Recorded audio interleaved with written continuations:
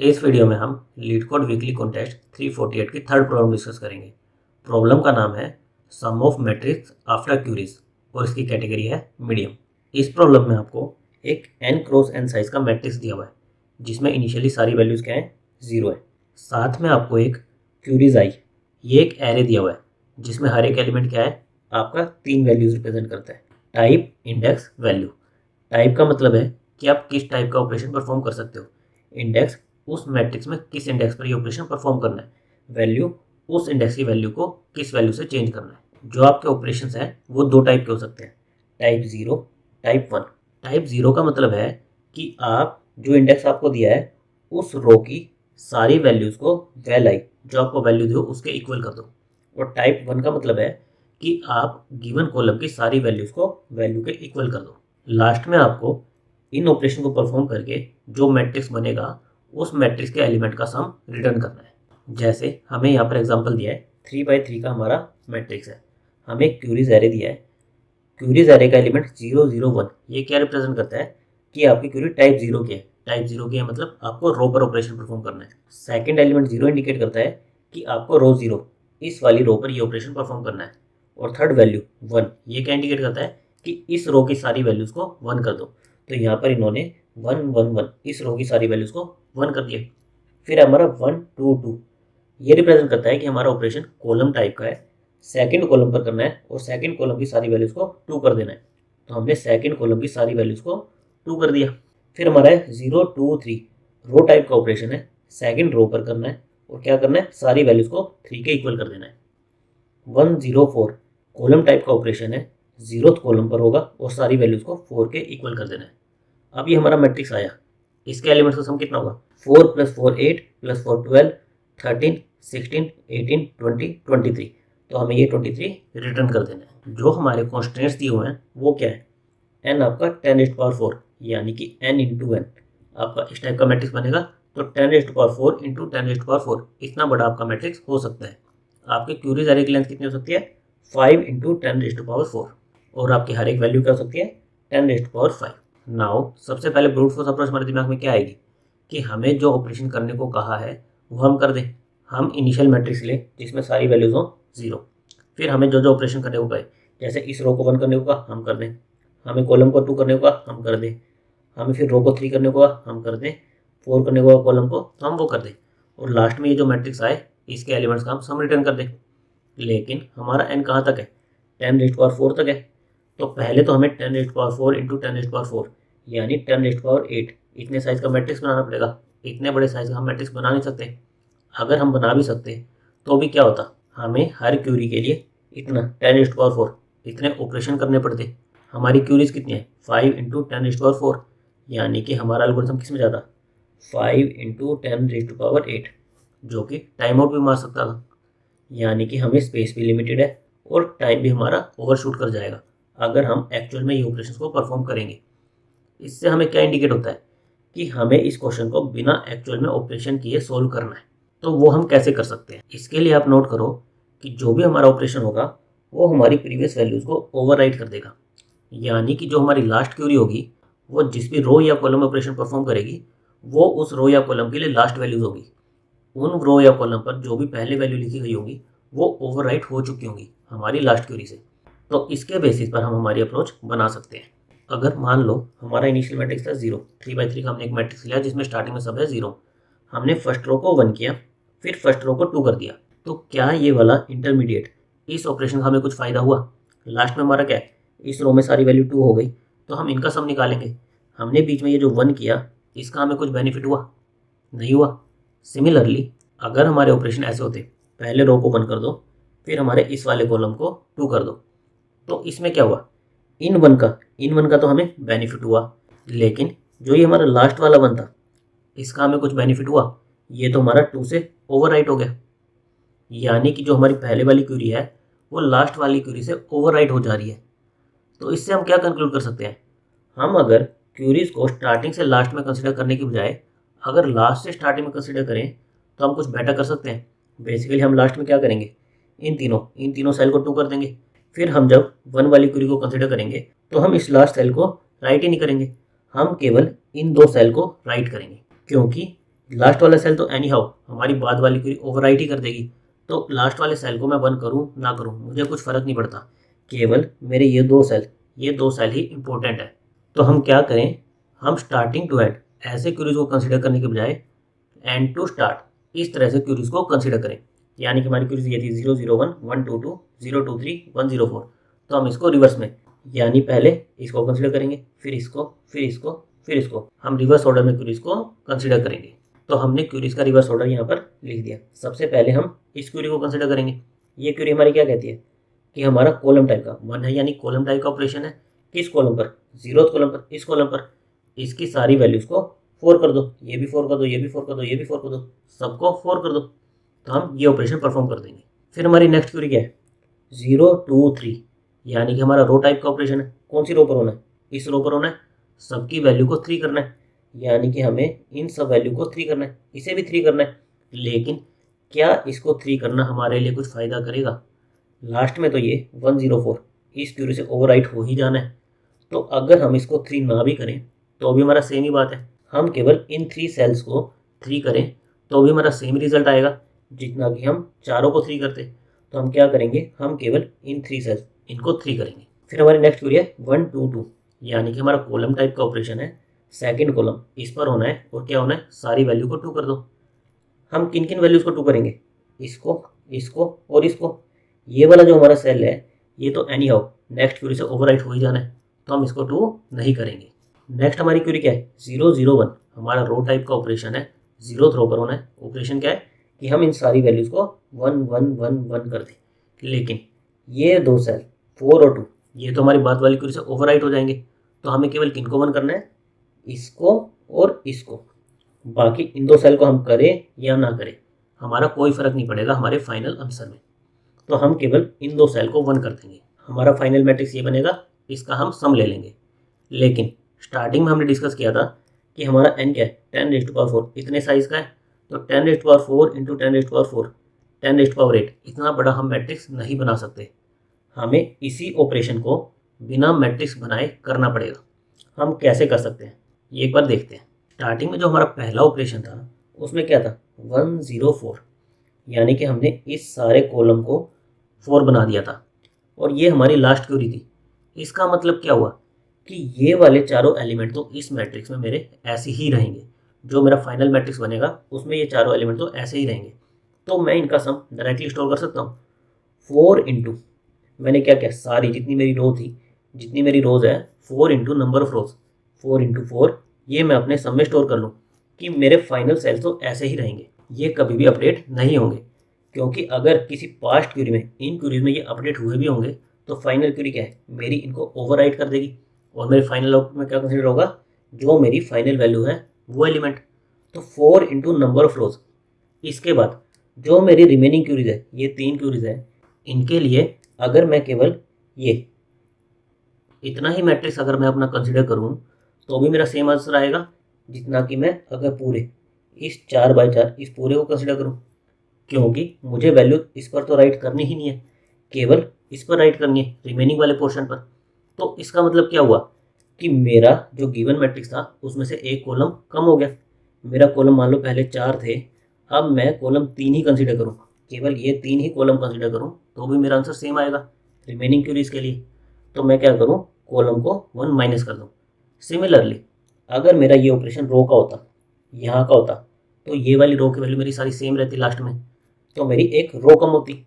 तो मैं क्या करूँ, मैं 3 वेरिएबल मेंटेन कर लूँ। एक सम कि इस क्वेरी के कॉरस्पॉन्डिंग मेरा सम कितना आ रहा है, मेरे नेक्स्ट क्वेरीज के लिए कॉलम कितने बच रहे हैं, मेरे नेक्स्ट क्वेरीज के लिए रो कितने बच रहे हैं, मैं ये 3 वेरिएबल्स मेंटेन कर लूँ। स्टार्टिंग में हमारा क्या है, सारे सेल्स 0 है, हमारा सम भी 0 होगा, हमारी टोटल रोज और टोटल कॉलम ये हम स्टोर कर लेंगे, जो भी ओरिजिनल साइज होगा उतना। फिर हमें क्या करना है, 1 बाय 1 ये क्वेरी को कंसिडर करना है। तो जब हम इस क्वेरी को कंसिडर करेंगे 104, इसका मतलब क्या हुआ कि मुझे इस कॉलम में आकर सारे एलिमेंट्स को 4 वैल्यू राइट कर देनी है। और हमने देखा था इसका हम सम कैसे निकाल सकते थे, 4 इंटू नंबर ऑफ रोज जितनी मेरी है उतना, 4 इंटू 4 16। और इस ऑपरेशन के बाद मेरा होगा क्या, मेरा एज गुड एज है कि मैं 4/3 इतने साइज का मैट्रिक्स कंसिडर करूँ, यानी कि एक कॉलम अपने मैट्रिक्स में से घटा दूँ तो भी सेम आउटपुट आएगा जितना कि मैं पूरा का पूरा मैट्रिक्स कंसिडर करूँ। तो मेरा सम क्या हो जाएगा 16 हो जाएगा। मेरी नंबर ऑफ रोज कितनी रहेंगी 4 हैं अभी, और कॉलम कितने हो जाएंगे 3 हो जाएंगे, कॉलम में से एक घट जाएगा। यानी कि जब मेरा कॉलम टाइप का ऑपरेशन होगा तो मेरा एक कॉलम कम हो जाएगा। तो हमारा सम आ जाएगा 16, रो रह जाएंगी 4, कॉलम रह जाएंगी 3। फिर हम नेक्स्ट क्वेरी 0 2 3 इसको कंसिडर करेंगे। अब इसमें हमारा कितना बचा था, इतने 3/4 इतने साइज का मैट्रिक्स बचा था, और हमें ये तीनों को 3 राइट करना था। हमारा ऑपरेशन किस टाइप का था, रो टाइप का, तो हमें सेकंड रो पर इन वैल्यूज़ को 3 करना था। तो इसका सम कितना आएगा, जो भी मेरी वैल्यू है 3 वैल्यू है मेरी, इनटू में जितने मेरे नंबर ऑफ कॉलम बचे हैं अभी, मैं उतने ही सेल्स में अपना 3 राइट करूँगा ना जितने मेरे कॉलम्स होंगे। अगर मेरा रो ऑपरेशन है तो मैं क्या करूँगा, जितने मेरे कॉलम्स रिमेनिंग होंगे उन सब में मैं ये 3 वैल्यू राइट कर दूंगा। मेरे 3 कॉलम रिमेनिंग थे तो वैल्यू इंटू 3, 3 इंटू 3 9, ये मेरे सम में ऐड हो जाएगा। पहले सम कितना था 16 था, इन 4 इंटू 4 इनसे आया था। अब मेरा 3 इंटू 3 इसमें 16 + 9, मेरा सम कितना हो जाएगा 25। और अब ये वाली रो मेरी कभी अपडेट होगी नहीं होगी, क्योंकि ये मेरी लास्ट क्यूरी थी इस मैट्रिक्स के लिए। इसके बाद वाली जो भी क्यूरीज हैं ये तो इससे पहले की क्यूरी थी, यानी उनमें जो भी ऑपरेशन होंगे ये वाली रो पर ये क्यूरी ओवरराइट कर देगी। तो सिमिलरली इसमें क्या हुआ, हम नेक्स्ट क्यूरीज के लिए अगर इस रो को कंसिडर ना भी करें तो भी सेम है, हम केवल इस और लास्ट इन 3 रो को कंसिडर करें तो भी सेम ही रिजल्ट आएगा। यानी कि हमें क्या करना है, रो ऑपरेशन है तो रो को एक माइनस कर देना है। तो हमारा सम क्या हो जाएगा 16 + 3 × 3 25। हमारी रोज कितनी थी 4 थी, 4 - 1 3, कॉलम कितने थे हमारे 3 थे, 3 के 3 रहेंगे। फिर हम नेक्स्ट 1 2 2 इस क्यूरी को कंसिडर करेंगे। इस क्यूरी का मतलब क्या हुआ, मेरे कॉलम टाइप की क्यूरी है, सेकंड कॉलम पर होनी है और इनकी वैल्यू को 2 करना है। मेरा ये वाला सेल तो बाद में अपडेट हो ही चुका था, तो मैं इसको तो अपडेट करूंगा ही नहीं। मैं अपने सम को किससे अपडेट करूंगा, मेरी वैल्यू इनटू में जितनी मेरी रोज रिमेनिंग थी। मैं रिमेनिंग रोज और रिमेनिंग कॉलम का काउंट मेंटेन करके चल रहा था, तो ये जो वैल्यू थी इनटू में रिमेनिंग रोज। तो मेरा सम क्या हो जाएगा, प्रीवियस सम + 2 × 3 6, यानी कि 25 + 6 31। और अब मेरे कॉलम कितने रह जाएंगे, ये और ये, केवल 2 कॉलम रह जाएंगे। तो मेरा सम हो गया 31, मेरी रो रह गई अब 3, कॉलम मेरे रह गए 2, ये और ये। अब हम लास्ट क्यूरी 0 0 1 इसको कंसिडर करेंगे। इस क्यूरी का मतलब क्या है, हमारी रो टाइप की क्यूरी है, 0th रो इस पर करनी है और उसकी वैल्यूज को 1 करना है। हमारे ये 2 सेल ये तो नेक्स्ट क्यूरीज में अपडेट हो चुके थे, तो इस क्यूरी में हम इनको अपडेट करें ना करें कोई फर्क नहीं पड़ता, हम केवल इन 2 सेल इनको अपडेट करें तो भी हमारा काम चल जाएगा। तो ये किस में अपडेट होंगे, जो हमारे नंबर ऑफ रिमेनिंग कॉलम्स होंगे। हमारे नंबर ऑफ रिमेनिंग कॉलम्स कितने थे 2 थे, और वैल्यू क्या है 1, तो 1 × 2 इससे हमारा सम अपडेट हो जाएगा। हमारा सम पहले कितना था 31 था, +2 33 हमारा सम हो जाएगा। और हमारा रो ऑपरेशन हो गया तो हमारी ये रो भी चली गई, यानी कि हमारे पास रो बची ये और ये। हमारी रो कितनी हो जाएगी 2, कॉलम हमारे पास कितने हैं 2। तो इस तरह से हमारे वेरिएबल्स क्या हो जाएंगे, सम 33 हो गया, रो बची हो गई 2, कॉलम बचे हुए हो गए 2, और हमारी सारी क्यूरीज खत्म हो गई। तो हम यहाँ से डायरेक्टली हमारे सम को रिटर्न कर देंगे। तो अगर हम ये 3 वेरिएबल मेंटेन कर ले, सम रो रिमेन कॉलम रिमेन, तो हमें ये एक्चुअल मैट्रिक्स बनाने की ज़रूरत नहीं पड़ेगी। लेकिन इसमें एक कैच है।